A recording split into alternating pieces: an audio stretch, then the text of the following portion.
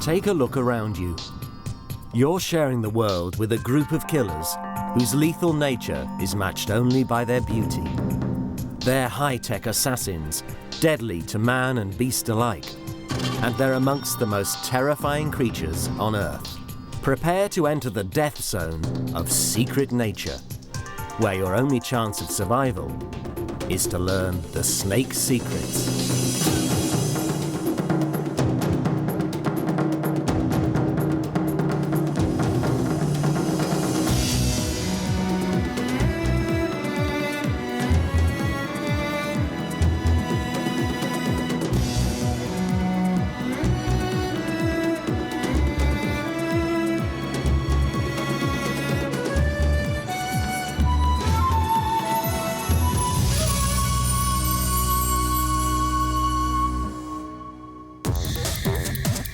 Snakes, the deadliest assassins imaginable. There are 2,700 species alive today, and all are efficient killers.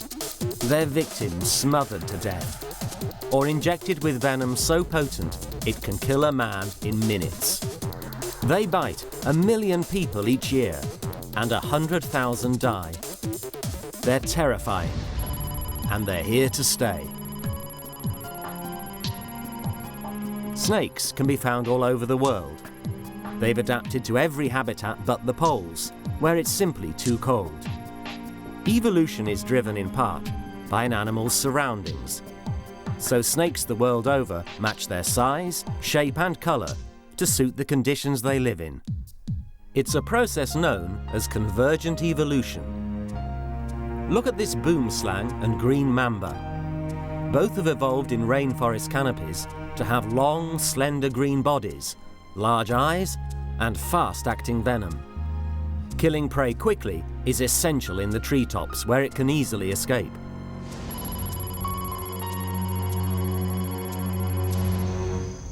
Snakes are most varied in tropical forests because there's a wide range of food and a constant, favourable climate. Under these conditions, they've become specialists. This one, for example, feeds mainly on frogs' eggs. But despite popular belief, snakes are rarely found in large numbers here. Most live solitary lives. Temperate forest is a poor snake habitat. Snakes need sun to keep warm. The cool climate means species like the gaboon viper and European adder survive by concentrating around sunny clearing. Desert covers 30% of the Earth's surface. Conditions here are near perfect for snakes. More species can be found in the desert than anywhere else, and more of them. At first sight, you might think the desert lacks the prey necessary for snakes to survive. But being reptiles, snakes are cold-blooded. They don't use food to produce body heat, just the heat of the sun. That means they can survive on 1/5 of the food other creatures require. They can last as long as 3 years without feeding, and while you or I would quickly die from dehydration, in the desert, a snake's scales prevent the loss of water. Swamps and marshes are common the world over, and are a favoured habitat for snakes. With frogs and fish in abundance, food is plentiful and readily available.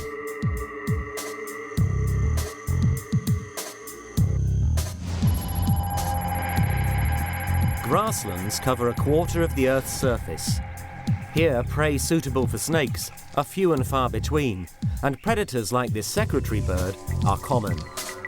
The few snakes that do live here tend to eat a wide variety of food, and are found in other habitats too.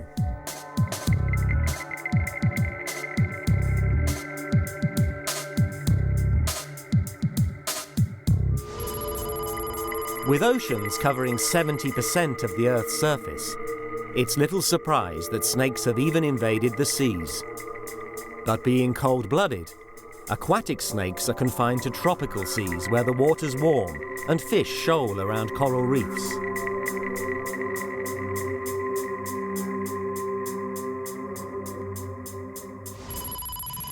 It may sound surprising, but today we're most likely to come across snakes where humans can be found. Mice and rats, ideal snake food, are encouraged by the rubbish we create and the food we grow. Inevitably, when snakes and man collide, it's the snakes that lose out.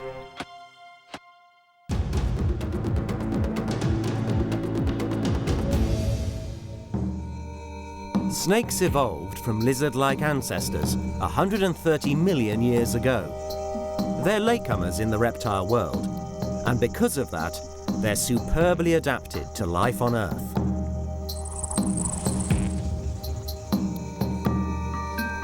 This monitor lizard displays many of the physical traits snakes have lost along the road of evolution. Eyelids that blink. Snakes lack eyelids. Instead, their eyes are protected by a modified scale called the spectacle. It's replaced every time the snake sheds its skin.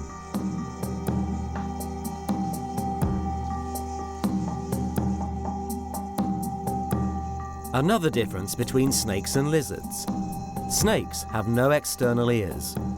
Instead, they pick up sounds as vibrations in their lower jaw bones. But hang on, surely snakes can hear. We've all seen footage of snake charmers playing music to enchanted serpents. The truth is, the cobra is being mesmerized by the movement of the instrument. And there's little risk of the snake charmer being bitten either, as they traditionally sew the snake's lips shut.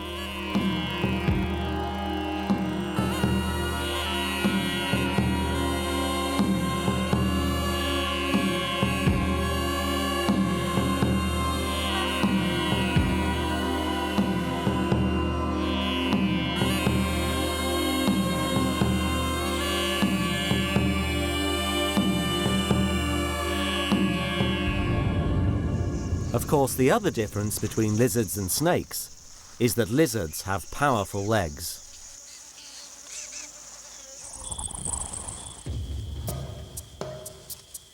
So how and why did snakes lose their legs? And how can we be sure their ancestors possessed such seemingly essential tools? We can get an idea of snake evolution by looking at their modern-day cousins.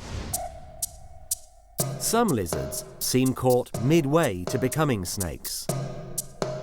This Australian blue-tongued skink has legs that can hardly support its own body. And the burrowing skink seems even closer to a snake. So snake-like are these lizards that perhaps their bodies are adapting to the same pressure that drove the evolution of true snakes. One of the most popular theories of snake evolution is that their bodies were initially designed for burrowing. Once underground, snakes no longer needed eyes, so they became blind, and legs would have hindered their movements. They only emerged and developed their unique eyes once small mammals had evolved topside as food. So if small legs are an advantage when burrowing, maybe having no legs is even better.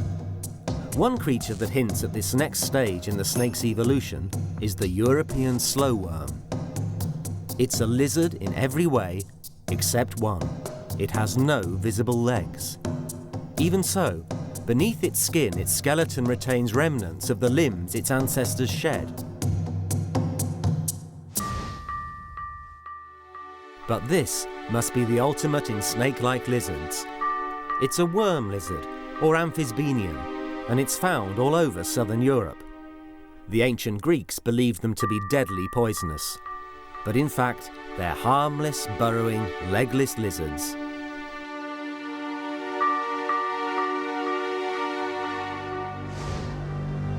This, on the other hand, is a true snake, a python, and we can prove its ancestors had limbs.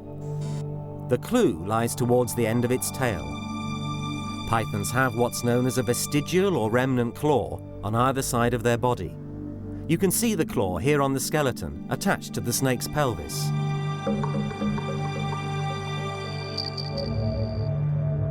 Male pythons use their claws to stimulate their mates during courtship.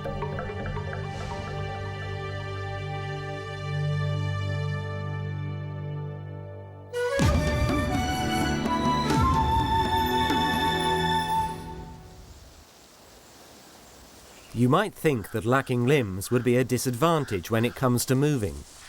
But as this 17-foot python shows, snakes can reach the parts other reptiles can't reach.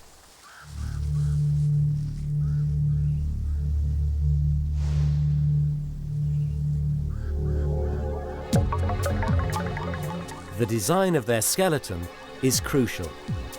Snakes have around 400 pairs of ribs. Look closely. The bulges on these ribs show where the bones were broken while the snake was still alive.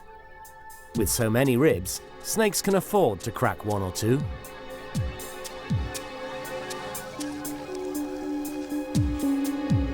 Without this magnificent skeleton, snakes wouldn't be able to move with such grace. Uniquely, snakes' ribs can rotate where they join the backbone and are connected by specialized muscles, allowing their bodies to bend and coil in every direction.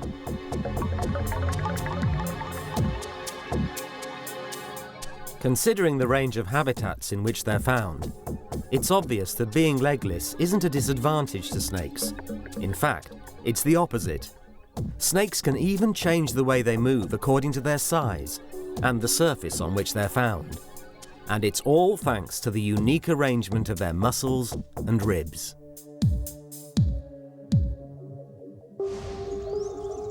It's a body form that's allowed snakes to specialize. They can even climb vertically up and down, a skill even the greatest human climber could never match. Vipers and rattlesnakes are the ultimate specialists. Using a corkscrew style of motion, they sidewind over the burning desert sands.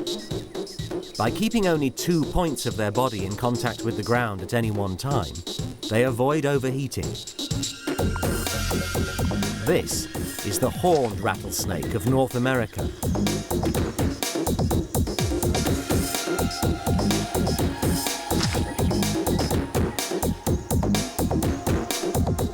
And snakes can be fast. The hissing sand snake is one of the fastest. Notable for neither living in sand nor hissing, it can travel up to 11 kilometers an hour in pursuit of prey or avoidance of predators. But don't panic. It's unlikely that any snake could chase and catch up with you.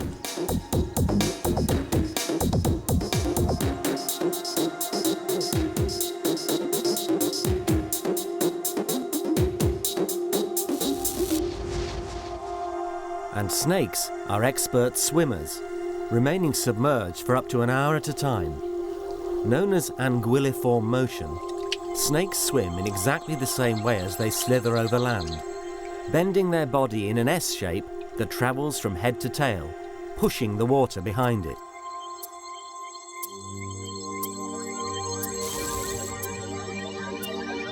It's all thanks to their unique muscles and ribs.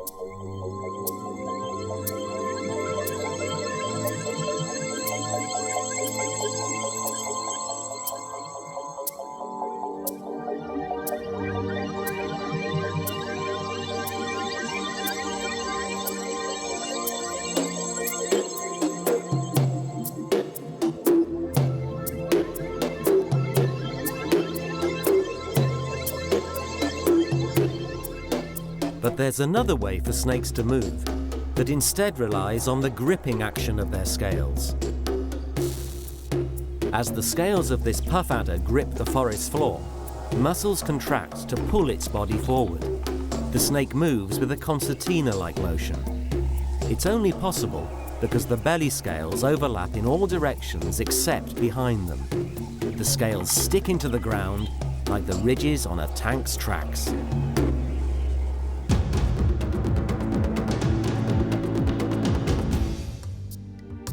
Scales aren't just used for moving. They also show off a snake's true colors. If you're deadly venomous, it's best for creatures to steer clear. So to avoid predators, many deadly snakes display brightly colored warnings.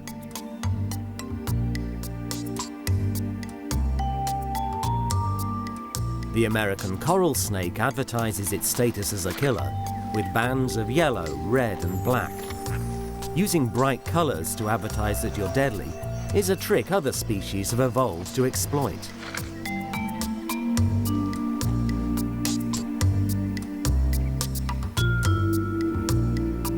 King snakes are non-venomous, so in defense they've evolved to look like their deadly cousin, the coral snake. Even to a snake expert, they can be hard to tell apart. So remember this, it could save your life. Red and yellow, kill a fellow. Red and black, venom lack.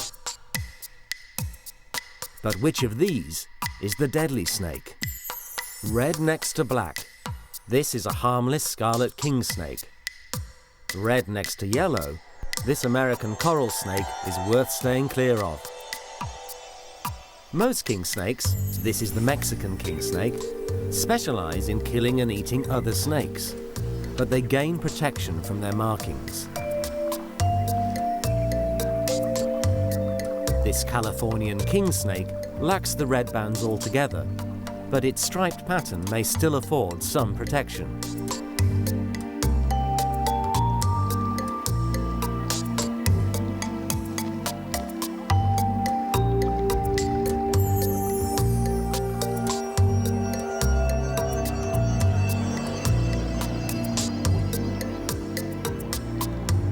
The snake world is full of colour. Their bodies display a vast array of patterns. But the scales themselves are clear. It's the layer of skin beneath that contains the pigment. This is important, as it allows snakes to shed their skin without losing their markings. Scales are so important to a snake's looks that they're polished clean and shiny with special oils secreted from a snake's nose. Many snakes rely on colour to hide them from predators or prey. This European adder's body is a perfect match to the surrounding bracken. The dappled forest floor matches this puff adder's patterning, keeping the snake perfectly hidden. If you're lucky, it'll move off as you approach. Lacking ears, it detects the vibrations of your feet through its jawbone. It's just as well it does. Puff adders have one of the most potent venoms of all snakes.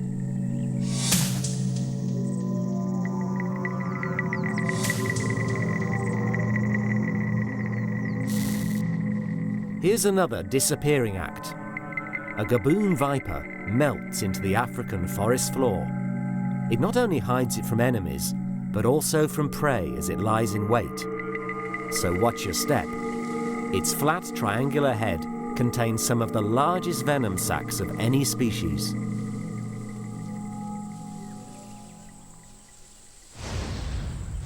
Snakes take on many guises.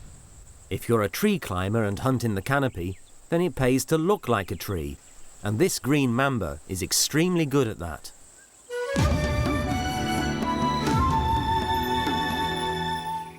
Snakes may be deadly, but they're also vulnerable to attack.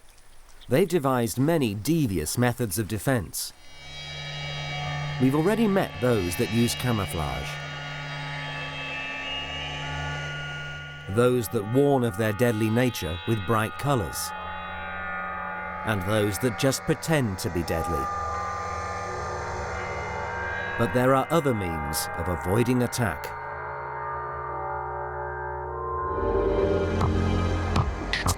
Some snakes, like this grass snake, play dead to fool their enemies. To add to the effect, it smells as if it's rotting, releasing a foul-smelling ooze from glands near the tip of its tail. Coming back to life only when danger has passed. Others try to appear larger than life, a trick perfected by the cobra.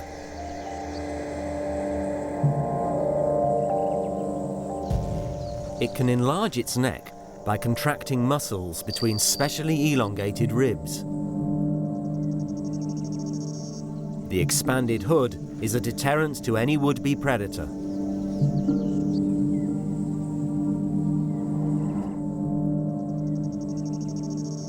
But some cobras have another unique method of defense, They can spit deadly venom with great accuracy, straight into the eyes of their enemies. It's the same venom they use to bite.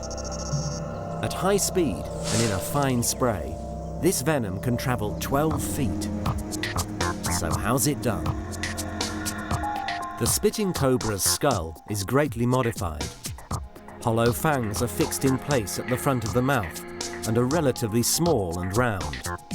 The salivary glands that produce the venom are completely enclosed and surrounded by strong muscles. By contracting these muscles, the venom is forced down the fangs and out through forward-facing holes at their tips. The spit is given even more momentum by the cobra rearing its head. It's like taking a run-up before throwing a ball. The height and high angle also allows the venom to travel further and makes it more likely to strike its enemy in the eyes, where it causes instant and intense pain and can even blind. While opening its mouth, the cobra exposes a feature common to all snakes, a tube-like device called the glottis. This acts like a diver's snorkel, enabling the cobra to continue to breathe even when swallowing large prey. Then there are the snakes that ward off intruders by making a noise. Few people need to be told what species makes this sound. Every time a rattlesnake sheds its skin, the last scales at the end of its tail fail to fall away and are added to the rattle. The scales fit loosely together, so when shaken produce the characteristic noise. The rattle also serves to draw the attention of predators or prey away from the snake's venom-loaded head. Like all snakes, rattlers won't bite unless provoked. It costs them too much energy to waste their venom. But if you hear this noise, you know it's a warning to stay away. So effective is the rattlesnake's defense that the trick has been copied by many other species. And if you heard this sound, would you take the time to look closely? The creature making this rattle is a gopher snake. Not only does it look similar to a rattler, it does a very good impersonation too. But lacking a rattle, it uses its voice, hissing the sound while wiggling the end of its tail against rocks for added effect.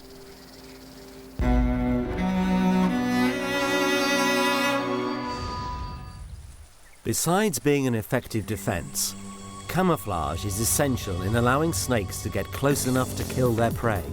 Thanks to the unique arrangement of their muscles and ribs, snakes are primed to kill in two distinct ways. First, the strike. Let's see that again.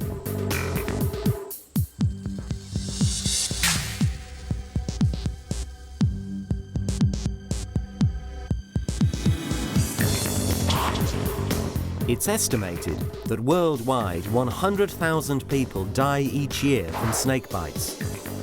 Figures are greatest in the tropics, where barefooted workers stumble across sleeping or slow-moving snakes. In an instant, the mouse is pumped full of venom. Let's see it again in slow motion. Our camera runs at 25 frames per second. So this strike takes just over 1/25th of a second.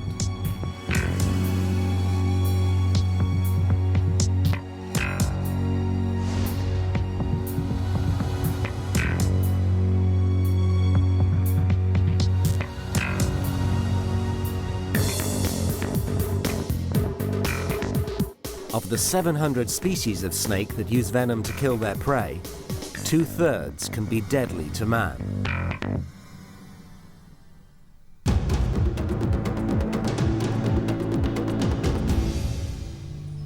Many people are terrified of a snake's forked tongue, but in fact, it's quite harmless.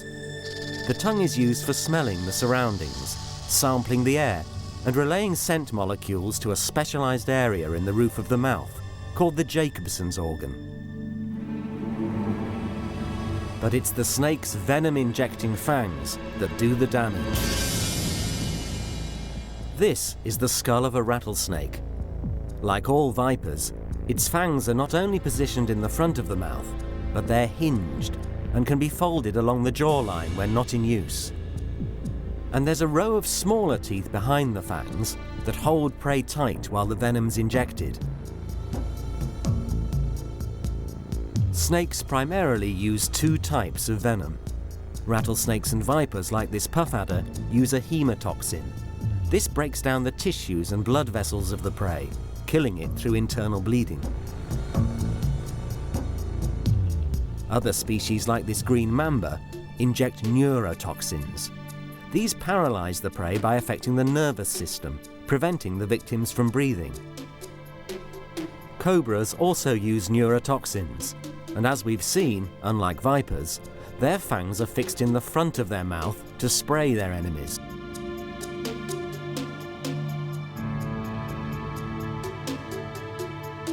Whatever the type, most venom is no more than modified saliva injected through modified fangs built like a hypodermic syringe. And fangs can be huge. This gaboon viper has the longest of any snake, reaching a massive 5 centimeters.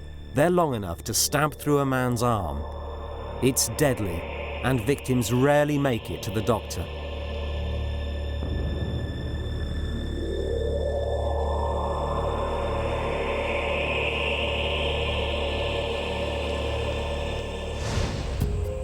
This may look like a harmless tree snake, but in fact, it's the deadly African boomslang. The boomslang has 4 fangs in the back of its jaw, 2 sets. One set can replace old, damaged or worn-out fangs over the snake's lifetime. These fangs aren't hollow syringes. Instead, venom travels down grooves on their surface into bite marks in the prey's flesh. It produces a highly potent venom that can be fatal to man and is one of the deadliest of the rear-fanged snakes. The boomslang has large eyes to hunt lizards, birds and mammals, but it's not easy to deliver venom with teeth at the back of the mouth. So prey like this chameleon will be bitten repeatedly to open up the wound and maximize the amount of venom entering the body. If there are advantages to having a long, limbless body, there are snags too. Swallowing food is one. Snakes have no chewing teeth, so must swallow their prey whole. Prey that is often larger than their own mouth. So how do they do it? Their heads literally go to pieces as they eat. As this puff adder shows, snakes have an additional bone and hinge-like joint in their chin. It allows their jaws to dislocate, so large prey items can be swallowed.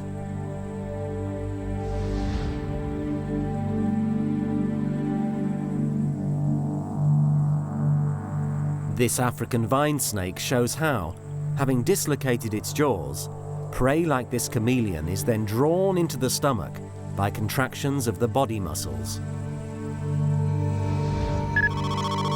One group of snakes is so good at spreading its jaws that it's become specialized to eat eggs and nothing else.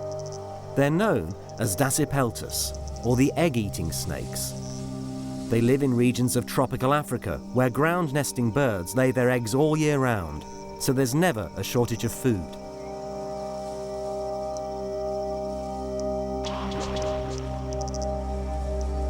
Like all snakes, it's able to dislocate its jaw while muscles force the egg into its body. Once inside, the egg comes into contact with a series of bony spikes unique to this species, downward-pointing extensions of the snake's own backbone.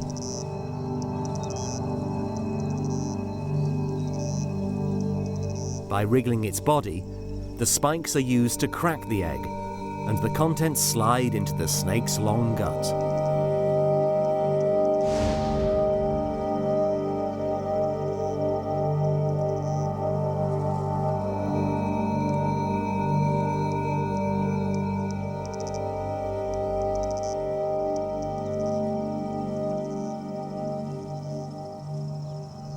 All that remains is for the snake to dispose of the packaging, and the indigestible eggshell is regurgitated.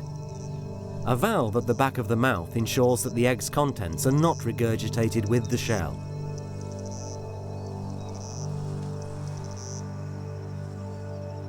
It's a perfect way to feed.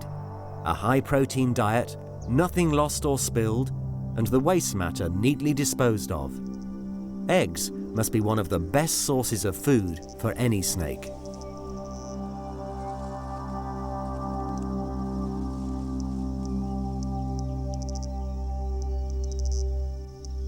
But there is an even better snake diet.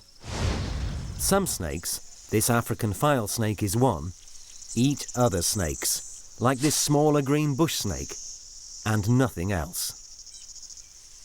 It's really surprising there aren't more species that live like this. After all, a smaller snake is the perfectly packaged meal.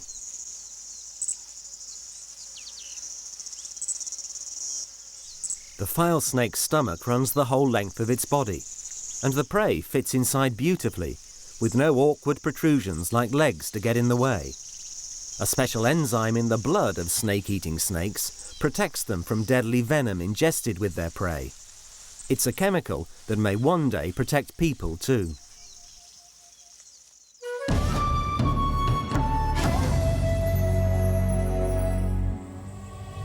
We've seen snakes that strike at their prey. Now, meet the constrictors. This African beak snake is one. Contrary to popular belief, constrictors don't crush their prey. Instead, it's held so tightly that it can no longer breathe.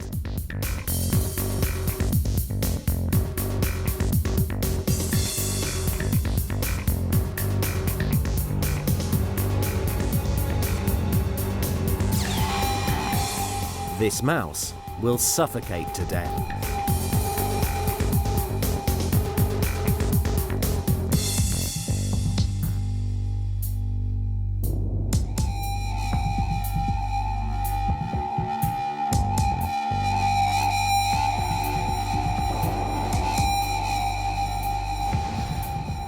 Here's another attack. A python constricts a rat. The lifeless rat is moved into position, and the snake gears up to swallow its meal whole. As always, the rat will be turned head first before entering the snake's stomach, to prevent the rat's legs from getting caught in the snake's throat. Again, the jawbones come apart. The rat is swallowed whole, and there's no need for chewing.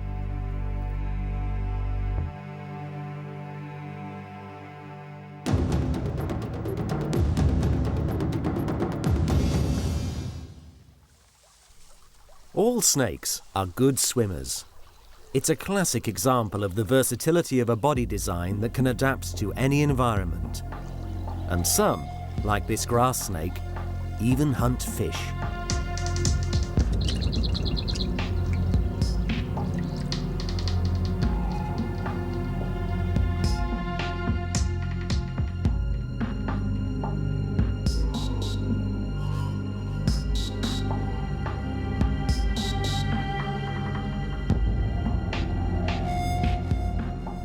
This time it has no luck hunting minnows in the shallows. The fish are just too fast. Perhaps it will have more success catching frogs at the water's edge.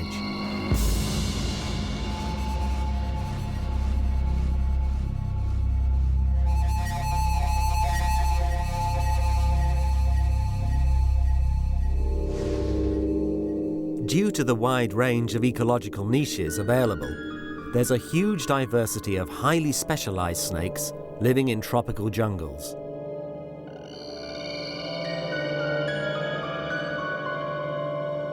This one, for example, feeds almost exclusively on the eggs of frogs, laid on leaves that overhang fast-flowing rivers. The frogs will return to lay more and more eggs on successive nights, so even if the snake has a large appetite, there will always be plenty of food.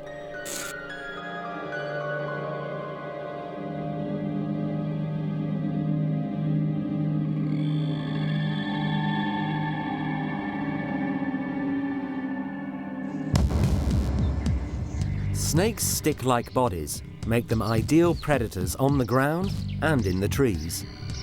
African weaver birds build nests that hang from the tips of branches. Their tunnel-like entrances baffle most predators, but not a specialist tree dweller like this adult boomslang. Its flexible body allows it to move with ease through the tangled branches. The weavers are helpless in the face of such a ruthless killer. Thanks again to the unique arrangement of its muscles and ribs, the snake can make its body as rigid as a metal rod to span the gaps between branches.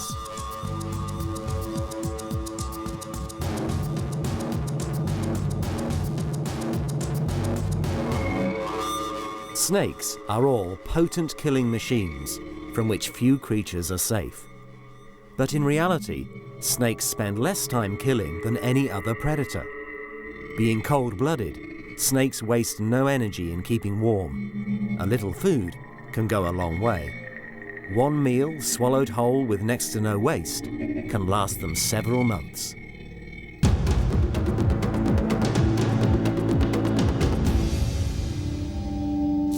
But being cold-blooded has its drawbacks.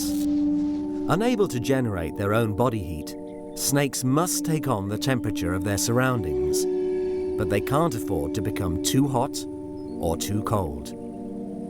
These prairie rattlesnakes are soaking up the last of the autumn sun before entering their winter hibernation.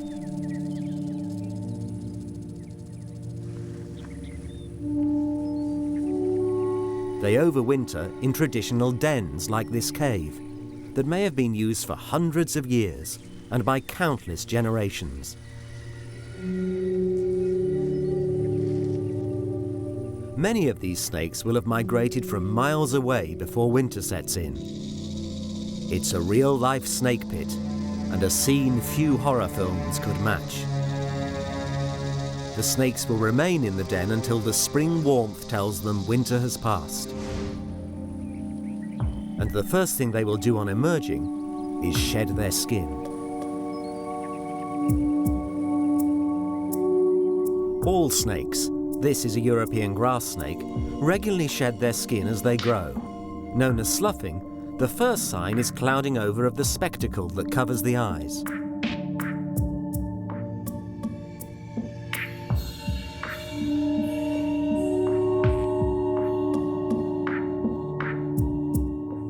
The skin then splits along the upper lip, and the face lifts away. The head emerges first, bright, shiny and new. The discarded helmet of skin, complete with eye goggles, is set aside. Now the rest can be pulled off. By shedding their skin, snakes repair damage, remove parasites, and make space for their bodies to grow.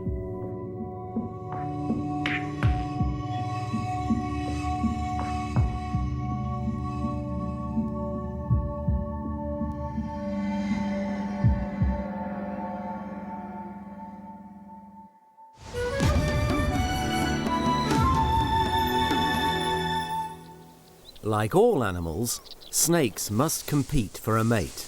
This is the so-called adder dance. But far from being a true dance, it's really a form of ritualized combat between males competing for a mate. It's courtship, adder style. And there's definitely a female nearby. The snake that reaches its head up the highest for longest is the strongest and will win the right to mate. This may have originated as a fight to the death, but over millions of years of evolution, display has displaced combat, and they'll never lay a fang on each other.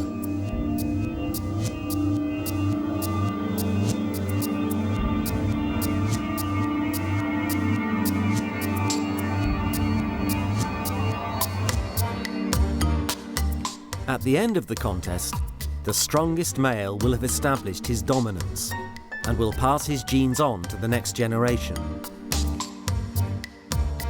And as female snakes can store sperm for 5 years before fertilizing their eggs, the male that mates is sure to win out.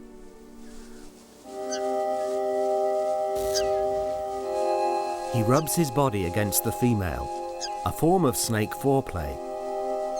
She's much less vividly marked than the male.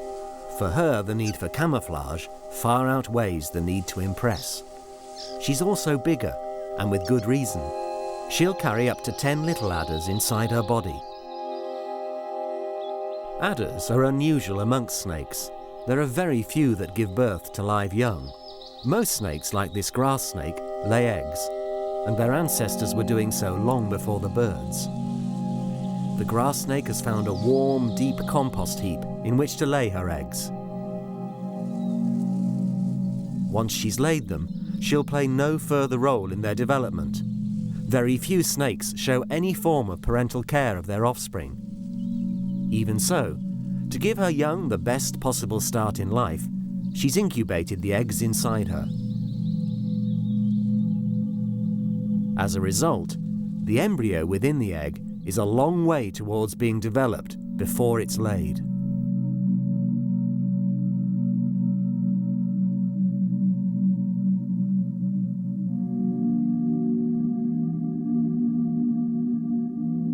She'll lay as many as 40 eggs deep within the warmth of this compost heap before leaving them to take their chances.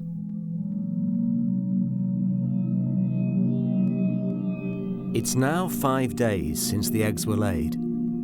The coils of the snake's body are clearly visible, and its eyes are already fully developed. Look closely, and you can see its heart beating strongly. The head of the little grass snake is also starting to take shape. Now you can see an important difference between a bird and a snake's egg. A bird's chick develops attached to the yolk and outside it. Snakes actually grow within the yolk itself. Here you can see the head at 2 weeks after the egg was laid. 3 weeks now, and looking more snake-like every day. Incredibly, rudimentary legs can be seen, evidence of their limbed ancestors.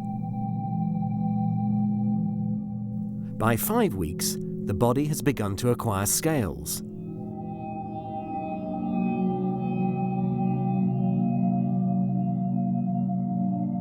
Six weeks on, and nearly ready to hatch. Look closely at the eyes. They're clouded over.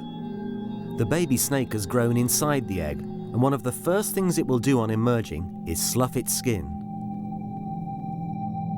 At last, the big moment has arrived.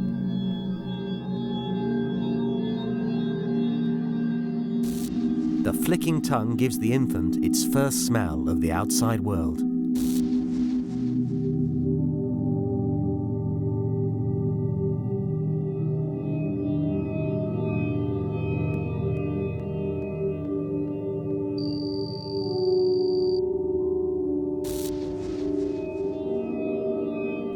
It's August when the young grass snakes emerge.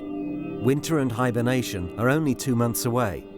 Before then, they must double their body weight and lay down enough fat to withstand the cold. There's no time to waste, and those that fail to find enough food will die.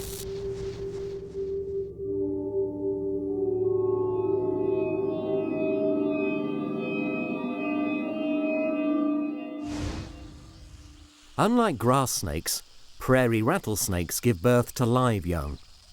The mother kept the eggs inside her body until the embryos were fully developed.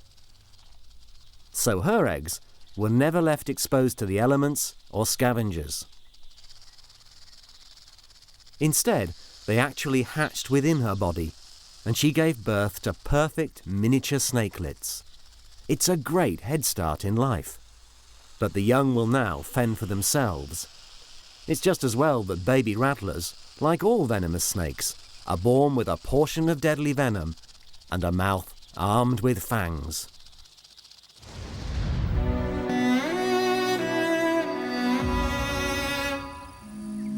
The snake family contains an extraordinary diversity of killers, and some have even gone high-tech. Below the nostrils and eyes of this rattlesnake are 2 small pits. These are infrared heat receptors, and they can detect differences in temperature of as little as 1/1000 of a degree centigrade. ideal for hunting warm-blooded prey. As the rattlesnake moves closer to the mouse, the snake's heat-sensitive pits help pinpoint its position, and the snake is primed for attack. The strike is quick.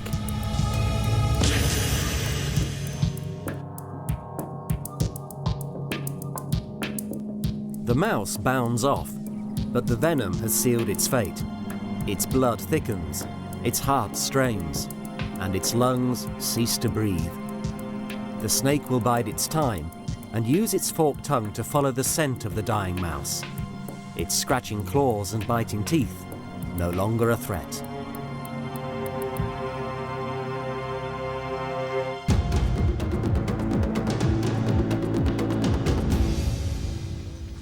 Snakes may be potent killers, but they're also prone to attack, and there's no doubt that their number one enemy is man. In some ways, it's understandable. Poisonous snakes are a menace, and they claim many lives.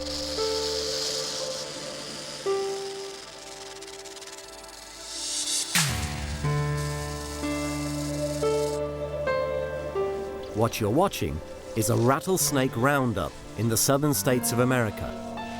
Roundups like this have been carried out annually for at least 300 years. The first, in 1680, may have been necessary to clear dangerous snakes from areas around schools or homes, as new settlements spread across the continent. But today, they're more macabre entertainment than necessity. Sponsored by the local Chamber of Commerce, as many as 18,000 rattlesnakes can be brought in from one district alone. Many have been caught, not just at the time of the roundup, but earlier in the year, and saved up for this appalling circus. Whether you like snakes or not, whether you fear them or hate them, is immaterial when you see what happens here. They're needlessly slaughtered, beheaded for amusement. Even the extraction of venom serves no useful purpose, since it's not done under sterile laboratory conditions.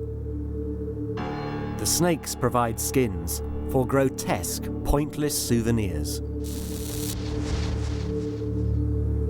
With up to 50 such roundups carried out across the continent, there may be as many as 1 million snakes killed each year. Even if a few rattlers survive, their future must be far from secure when faced with such regular, wholesale slaughter.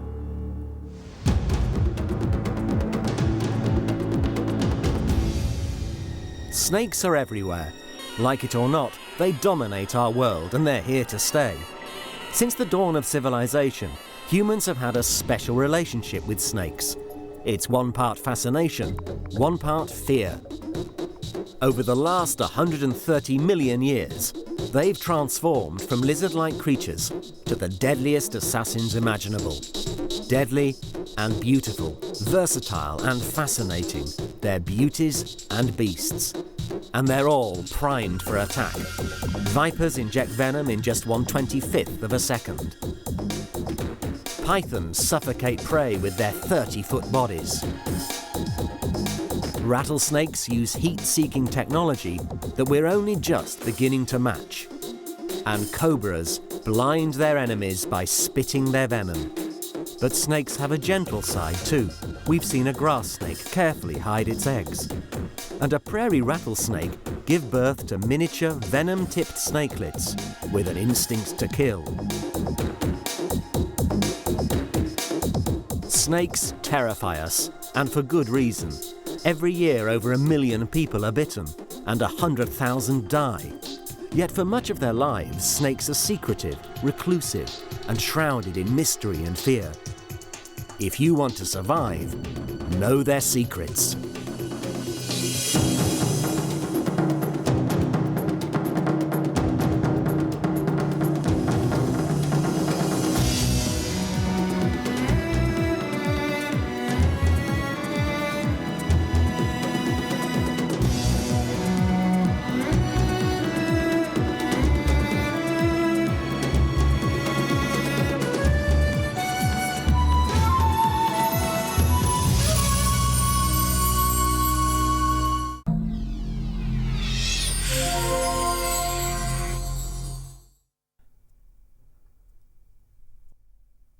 You might think that lacking limbs would be a disadvantage when it comes to moving, but as this 6-metre python shows, snakes can reach the parts other reptiles can't reach.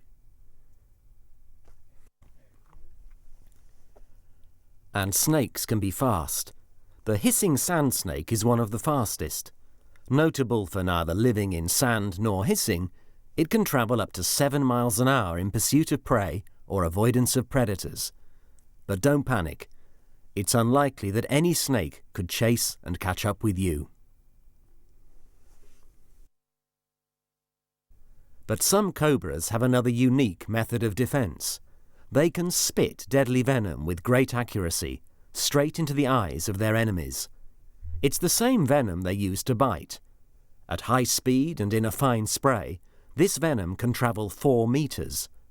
So how's it done? And fangs can be huge. This gaboon viper has the longest of any snake. Reaching a massive 2 inches, they're long enough to stab through a man's arm. It's deadly, and victims rarely make it to the doctor.